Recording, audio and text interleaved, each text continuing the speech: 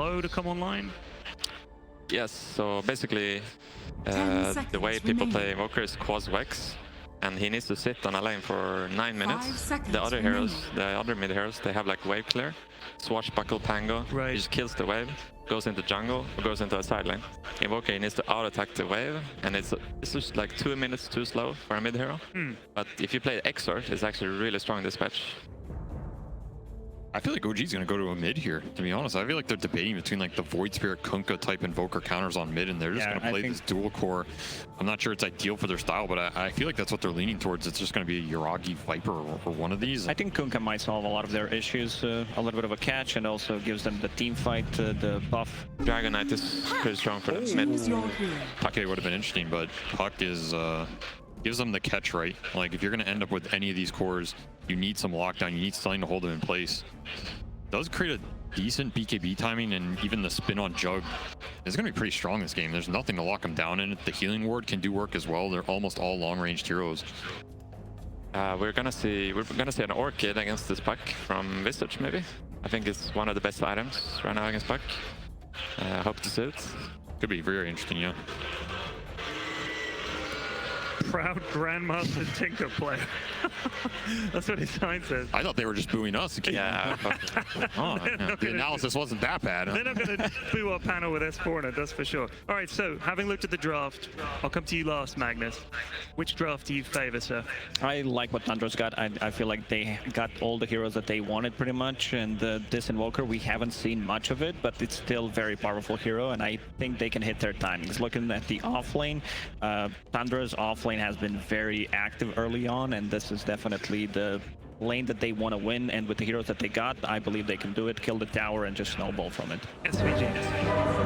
I favor Tundra a little bit here. It really depends. We ended up seeing Taiga go on that Viper actually, so it's a four position Viper, 5, whatever you want to call it. On the CI lane. Yeah, if that lane wins, I think OG's going to be pretty happy in this game, but I'm not sure how well it's going to go. That's a big if, so that's the lane to look at for me. I favor Tundra. And S4? So basically, I'd say Tundra has this game if they win their offlane, which I think they're gonna lose first minute, and then they're gonna start winning. Okay. And Monkeys counter this game. Okay, let's see if they're right. We throw to our casters, Sunspan and Cinder. And Sunspan, I hope you still got some breath left after running up those stairs. Thank you, Pyrian. Yes, I have recovered, thankfully. The crowd's energy has really helped us out here. This is the lower bracket finals, Tundra versus OG. Cinderin, who's gonna win this game? One of the two teams is probably going to win, Shannon. Okay. Who do you think? 50-50.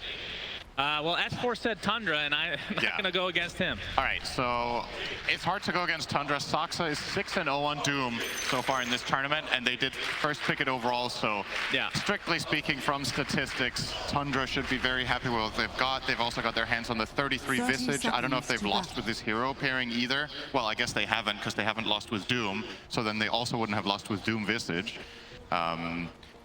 Just looking over the drafts, I feel like this is one of the more challenging positions that I've seen OG in after the picks. Like the panel pointed out, I think their lanes could become rather challenged this game.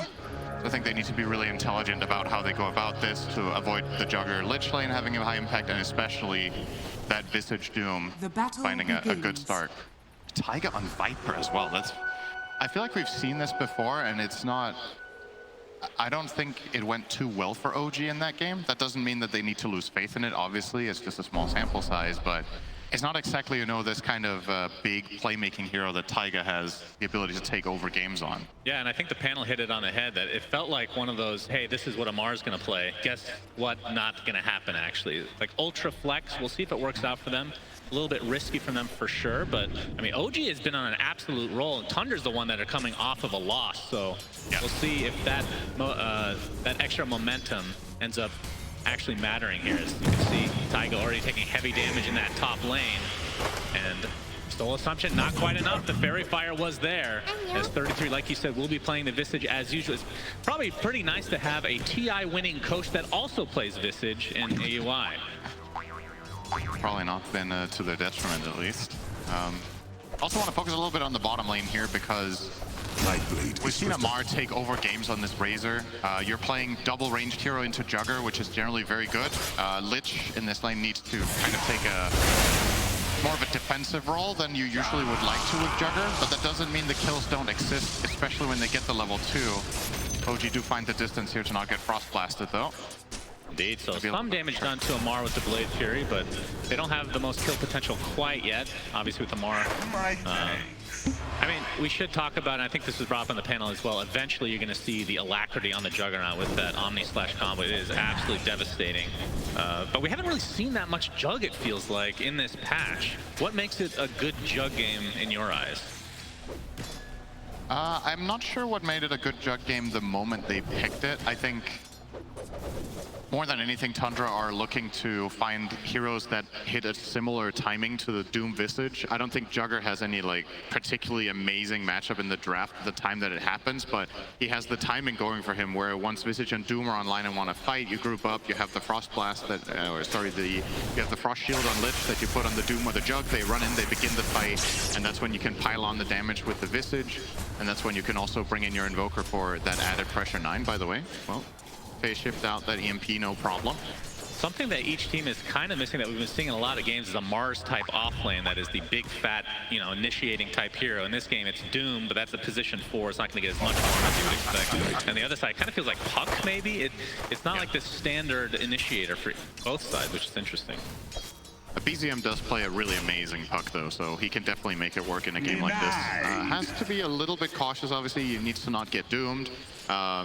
Puck is not the best hero against Jugger for obvious reasons. And against Quaswex Invoker, I think Puck is a pretty good matchup here in general in the game. But as the panel pointed out, S4 was focusing on the Orchid on Visage, which could really be a powerful item in this game, not just against the Puck, but also against Monkey King. I think it's also a great way for them to deal with Seb's annoying Wind Ranger in certain situations. So Orchid into Ags or something along those lines might be what 33 chooses to go for here later in the game. And in the mid lane for 9, he is sitting on 16 and 7 for CS, and then you can see 20 and 1 for BZM. So he's off to a pretty good start. As Invoker, not bad. Quaswex Invoker with 7 denies doesn't happen all that often. Yeah, and I would assume that, I mean, correct me if I'm wrong here, that 9's build is going to be fairly standard with an Urn into Midas, etc., etc. I mean, is this a Solar or Spirit Vessel game? A prize. There's a Monkey King. It's not, maybe don't rush it this game. It's okay. Oh, Peter is going to get up the Blade Fury. Nice stun from Snake King as well. Amar, will this be the first blood? The static link did so much to Peter. Very little damage to work with. And Snake King ends up getting the first blood anyway. Trades his life away, but Tundra with the first blood in game number 1. That was very, very close. Jugger was completely out of damage, sitting on -10 currently, so couldn't have done any more. Snake King had to solo that. Just barely gets it. Amar very stunned by that, apparently. Yep. I mean, I can't remember the last time I've seen such a performance from an offlane Razor. Yeah. Yesterday. That was quite something to behold, no doubt. I'm not sure if the same conditions exist this time around as Taiga. And Yuragi focusing on 33. You can see the Nether Toxin coming in, and Taiga's going to drop first. Yuragi ends up getting 33 in the end, though. And for the position 1 on OG, he's going to be fairly happy with this. Worth focusing on, of course, as well as what creep Doom gets. I think this is the S-tier creep of this lane. Having both the Mana Burn and the Mana Aura for his Visage is insane. He's just going to keep Mana Burning the Monkey King whenever possible, and if he doesn't have Mana for the Boundless Strike, there's like almost no potential in this lane for OG to put pressure on Visage. They do get the trade-off kill there, but you imagine given enough time, Soxus is going to keep being so annoying here that they can't really get to play it anymore. It's going to Mana Burn the Viper, though, so Yuragi will actually have Mana now for 1 spell. Yeah, man, as you can see, the aggression is onto Sox. That looks like it's a kill going away. OG pops the Fairy Fire, but finally, Yuragi gets that last hit. DP support coming, and you can see Blade Fury in the bot lane, but they're going to turn this around onto Skeeter. Meanwhile, top lane, we can see 33 drops, action all over the place. Taiga with the Urn Charge applied as 9 TP'd in. Looks like he'll find the double kill. Pretty good overall for OG, though. Their mid hero did not have to rotate, and they still get a pretty even trade across the board. So BZM take this opportunity to get a pretty serious CS advantage in the mid. And yeah, Soxo there using the Mana Burn on Viper meant he didn't have it for the Monkey King, who could then get off both his spells. It's very important for OG in order to set that whole thing up. Yeah, we can see the position 1s. The Monkey King 28-8, Jug 23-7. So Yuragi having a slightly better game. Obviously 2 kills to his name as well. Damn, 33's Visage has no CS. I just realized. Has 11. Oh, wow, you're 6 right. minutes in. This top lane is, I mean, they've been able to stand their ground and fight back, but as far as the CS go, leaves a lot to be desired here for 33. If that's going to affect his item build, if he's not going to get the Orchid because he feels like the timing's going to be too far off.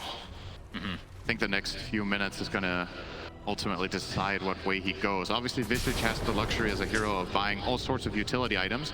Orchid is one way to go, or the Ags, which is more of a carry way of thinking. But you can also buy auras, you can buy other enabling items for your teammates. I mean, that mid lane, and we saw a couple of things here. Soxa picked up the Arcane Rune, and he was continually mana burning. One lane they faded in. Amar. Yeah.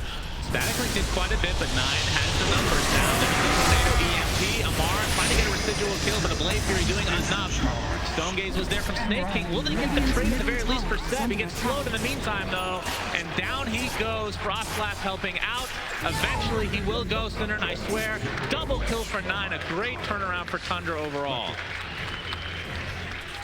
And Soxa continues to soak up so much XP in this mid lane as well.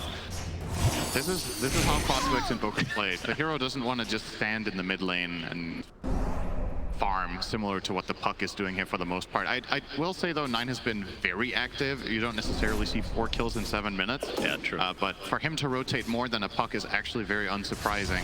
But it's very important that he has this much success so that he can keep up with Puck's net worth through kill gold, as Puck is now 15 CS ahead. Right, and how much of that activity do you think comes from the fact that Soxa did get this creep? Because he's literally been sitting in the mid lane, just mana burning constantly. As you can see, the Invoker heat map here. Tornado, BZM, still out of mana because Soxa still exists in the game. Cold Snap is there with the Urn Charge as well. Actually, Soxa, Infernal Blade with the Scorched Earth is going to be enough. Fairy Fire won't be there. 9, another kill to his name. I feel like Soxa is just actually dominating the mid lane with the mana burn. Yeah. Meanwhile, bottom, another Blade Fury coming out onto Amar. Thinking, gets off that Sinister Gaze, but there's a shackle from Seb. So much damage coming to the power shot as well. Skeeter gets off the healing ward, gets off the Omnifence last second, gets the kill onto Amar, and now Soxa continuing the pressure onto Seb. Nice body blocks with the Frost Blast to come. Skeeter, oh, he goes down to Seb! The power shot again for him.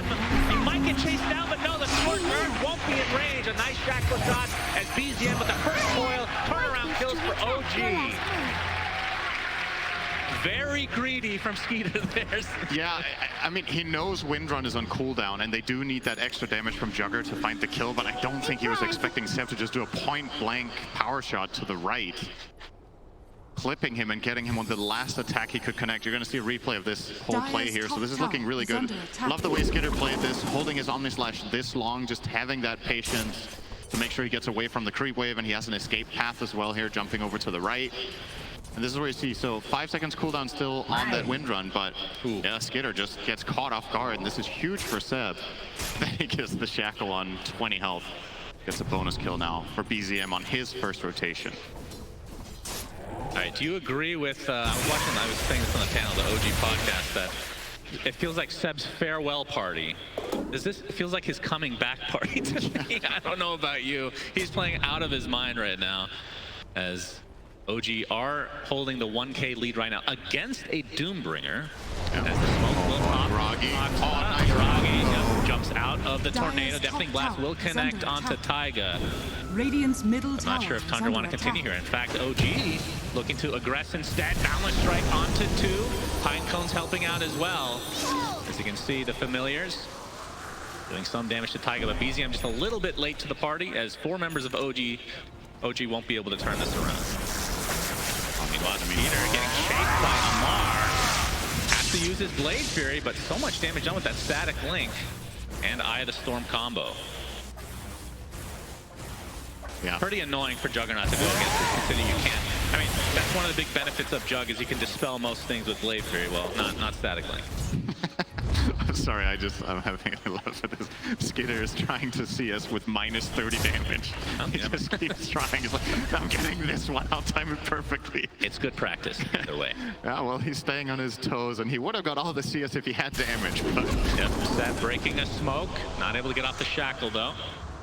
As Soxa still I talked about how impactful he was in the mid lane, but look at his farm on his Doom. Amar's in big trouble.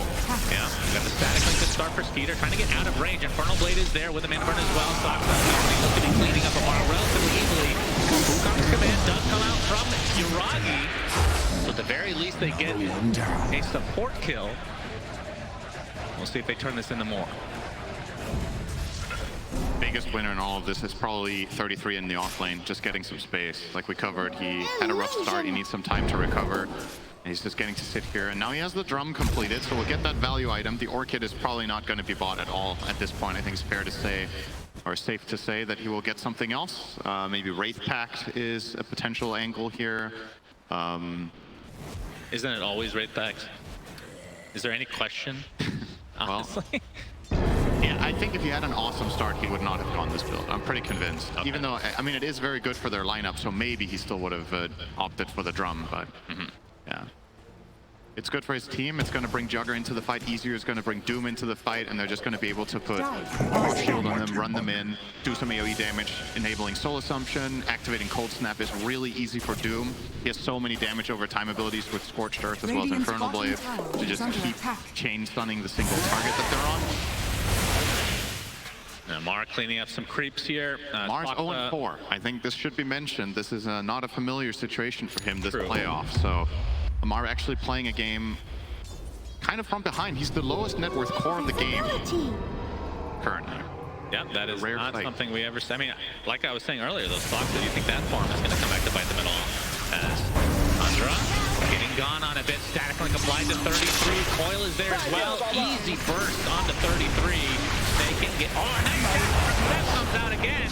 Second kill for OG. They eat up that EMP. So you can see the Pig Pole Blade Fury combo. Something to truly fear. A spinning pig will be enough for him to get away. But 2 kills for OG, and they're pressuring that bottom tower as well. Unfortunately for Tundra, they kind of countered each other's plays. 9 got a really good tornado, but the chain frosted at the same time, and it didn't bounce to a new target afterwards. So perhaps there was a turn-on potential there from Tundra. And Snake King has to throw out the chain frost there. He was about to die, so it's kind of all in. All right, immediate response. Tundra not going to take any breaks, straight into mid. There's no coil, and there's no Razor ult. And they popped a drum charge already. Is under attack. And the tier 1 tower is what they have their sights on, but see no creep wave quite yet. Seb and BZM are here. Tornado EMP will clip Seb. And the cold snap as well, but Mar has come with the plasma field. There's 4 members of Tundra here. The healing ward will be expended. They want to reset and re-engage. Plasma field plus power shout, both level 4. When they connect on one hero on max range, it's quite nasty. Even a Visage with Gravekeeper's Cloak is taking significant damage. I feel like it's really hard for Tundra to start fights without this Blink Dagger on Soxa, so he is just farming away in the jungle right now. This could be about 700 away. very, very dangerous. Yeah, a bunch of TPs coming. Wukong's coming. Balance Strike misses. But the Blade Fury is there. You can see the coil was used for Soxa. Still going to be a kill going the way of OG, but maybe could have been better. Man, that was a swing and a miss. At the very least, they do find the Doom, so consolation prize for Yuragi. As Amar holding his ground in the mid lane. You can see because of the rough start he had, I did see the Gloves of Haste, so I was wondering if he was going to go Midas, and he did. So we'll see if he can catch up at all. Knowing that, of course, you're going against a Doom, and you're going against another Midas for the Invoker. It's like, that's just so Amar, isn't it? It feels like a pub mentality, right? I'll take that. How can I get back to top net worth? What is the... I'll do anything for gold. Yeah. I mean, greed has certainly worked for them in this tournament. This is a case in point. We had this interview with Seth the other day where he was like, oh, hang on. Soxa might be dead. Echo Therapy shown by Yuragi. Down he goes. Still no Blink Dagger. But Tornado will clip Yuragi. This would be a high value kill for Tundra. Frost Blast as well. 9 is Alacrity. 33 is in the area as well, but look at the Chaos Meter completely off into the trees. Yuragi goes. He might just be fine. They're going to spot him. In fact, he's going to jump back onto the trees. Gets on the balance strike on the 2. They find 2 in turn. OG turning around a fight that should not have gone their way. That was... Man, Yuragi is playing so risky on these trees, but it worked out. Just very nice weaving in and out with that Monkey King. Huge. Oh, yeah, coil. Skeeter, this is going to hold him in place for a bit as Taiga comes to play as well. Viper Strike is there into the illusory orb. Will he tick away? Healing work continuing to heal, but the Howling Strike from Uragi. He seems to be everywhere. And OG starting to take full control of this game. yeah, this is a pretty massive lead. 5,000 gold up minute 16. The enemy team has a position for Doom, who has the same net worth as Wind Ranger. So Soxa has been dominating on this hero in general this tournament, but this is probably the roughest start he's had. Yeah. And that's a very, very good look for OG if they can take a victory against arguably Tundra's best strategy game number one. Finish the game in combination. Okay, Seb is just done though. Top lane though, Soxa does get out this time, and that's very important because he's only 100 gold off that Blink Dagger. Obviously a lot later than he would have wanted it. But the tier 1 tower going the way of Tundra, trying to find some momentum to get back into this game. You can see 33 working on an Aghanim Scepter, so you get that, So he will go Ags. Oh. yeah, the invis and the high ground stuff. And I don't even know what the skill is called, but we'll find out eventually. I actually forgot to. Yeah, you're just gonna look it up, it looks like. Silent as the Grave. I was like, it's called Silent something. Silent as the Grave. It is a pretty nice name, actually. I was gonna say the opposite. It's too long to say. What are you gonna say? He's silent as the graved into the fight. It sounds just awful. Seb having himself another terrific game on this position 5 Wind Ranger, which, yeah, who else plays Hunter in this capacity as a position 5? I feel like it's so rare. Not many. And he's just showing it up on the major, and nobody else is trying to copycat him. It's too late to learn him, apparently, right? I mean, Seb was having a good time there mid, getting a couple of creeps, but then Amar was like, that's gold. So I'm just driving by, bro. I'll just take a couple and leave. Yep, easy. Like Seb's in the interview. Oh, hang on. He's going to get doomed mid. He is more than likely dead, unless Uragi with the Wukong's command balance, right? Turning this around onto Soxa. It looks like Seb should be fine. Soxa, pig pull. He's going to get slowed a bit by Taiga. Eventually, they will find it. Coil, option 2. They're both going to break it, and Amar coming in. OG taking full control of this game. 3 dead. Barely any damage done by Tundra, and they're going to take a tier 1 tower as well. I really thought they were going to be able to connect on that Doom in time onto the Wind Ranger, but no way. They don't have the right Doom creep for this. Having the Mana Burn now is not that good. He wants to either have the Purge or the War Stomp, so that they can actually kill the guy he catches with Doom. Seb just takes a few steps back. The reinforcements arrive, and it's no problem whatsoever. Amar is second in net worth. he's climbing. I don't understand. This is so bad for pubs across the world. You're losing your lane. You buy a mine. Usually you just lose them. Amar showing again that he's just on another level, it seems. This is what Seb meant when he was like, they are the direct opposites in the game. I think Seb, if he played offlane Razor, would not have bought Midas in this game. Wow, shocking.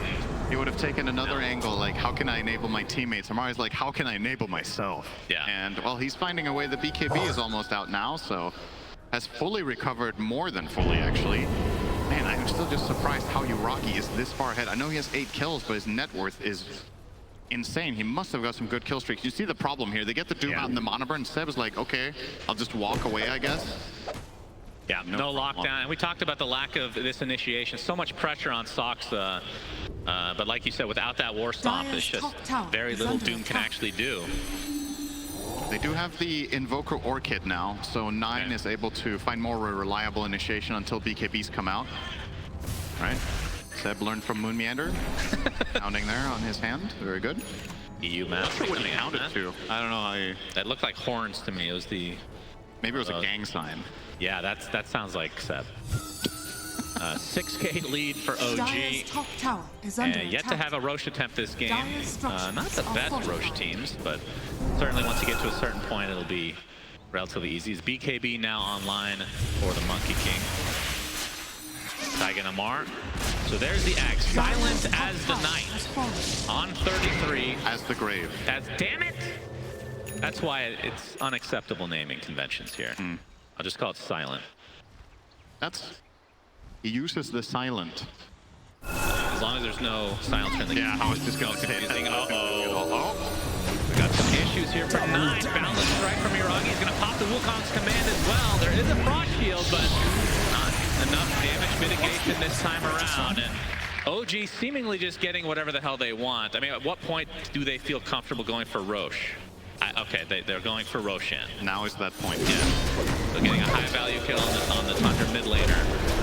The first aid is likely to go to OG unless Tundra can get some sort of a crazy steal. But as you can see on the minimap, they are scanning it, but it's likely to be too late. And a Crimson Guard picked up by Taiga. Pretty cool against Visage. Can of course be countered by Invoker and by Doom. So it's not a guaranteed protection, but it will be offering at least some protection for the right heroes if used correctly. Panic. And it is going to offer some nice protection against the Visage Ags, right? Because a lot of the time, Visage will try to find an angle and attack on its own to begin with. And if you Crimson up the target that Visage flanks on... He's silented. 33. Okay. In the trees. Silent as the Nightgrave. BZM. Oh, they will spot him. It's going to be a tough kill for the solo 33. Behold! And instead, BZM actually going to come back to play. Not sure if he actually wants to go for this. Has the Witchblade, of course, just going for the familiars. Not able to take him out quite yet. Socks again. Yeah, they find him. There's the shackle set up by the Boundless Strike. Another kill for OG. They're running away with this game. There's the Gale Force. 9 going to be spotted. Deafening Blast comes out, but 9 is completely surrounded. Gets off the Chaos Medium, but it's not going to matter at all. Shackle again from Seb. Double kill for Yuragi. As we the tier 2 tower now. It's going to be damaged at the very least. Frost Shield applied, but still with the Aegis advantage on to OG. Not showing any signs of slowing down. 33 is trying to find a solo kill here on BZM. He used the orb, but max level phase shift into Blink, no problem. Yep, down goes the tier 2, and OG. Tundra are a little bit lost right now. Like, it's hard for them to find the openings that their lineup is meant to. They really want this Visage to be able to find solo picks, but Puck is unkillable because he doesn't have the Orchid. It's hard for him to kill the Monkey King for obvious, you know, he's just super farm. He can't really kill the Viper because of the Crimson Guard. Wind Ranger has Wind Run. You know, like, what target do you actually have as this Visage Ags carrier? It's kind of tough, and they're splitting up the map. They're trying to find farm and play efficiently, but effectively, OG are like blocking off 60% of the map with their aggressive vision, and they're just running at them. And every time they find a Doom or they find a Lich out in the jungle, they just kill them quickly. And it's hard for Tundra to fight back. And especially with Aegis, there's just no way. Yeah, for sure. I actually want to talk about Skeeter's build, the Battle Fury. I don't see that much Juggernaut these days, but obviously Battle Fury and Maelstrom are kind of the choices, right? Yeah. You think Battle Fury may be a little too greedy when you have a Doom and a Midas on your mid Invoker? I don't think it is theoretically. I just think this game went wrong a couple of times. They got outplayed and lost some fights. If things went according to plan, I think this Battle Fury would have paid off really well for him. So that's just how it is sometimes, right? Like you There's the Blade Fury from Skeeter. Wukong's Commando, Yuragi, OG are here in numbers. 33 is super dead. Gets Gale Force back into the Wukong's command. So again, looks like BZM actually dropped to snaking though. Got doomed. So that's a 1-for-1 that Tundra will take every time, but can they get out with their lives? Another shackle from Seb. Yuragi on the trees. Boundless Strike ready to go. And a couple more right clicks will do it. Stoxa able to get out. Skeeter. He's in the trees, he's going to be spotted! And Skeeter looks to be falling as well. Gets off the Blade Fury, but the static link is there. And the chase easily by OG. 3-for-1. OG favored again. Yeah, his TP gets late, gets ready 5 seconds too late, so he actually couldn't make it out there, just hiding in the trees, hoping that they don't look for him, but they did. Yuragi covering every angle as Monkey King. Middle tower is under attack. And I think if not for him, they actually would have got out. I don't think the other heroes were likely to go check there or be successful if they tried. Monkey with that flying vision. Oh boy, easy. Stoxa has just been food for OG this game.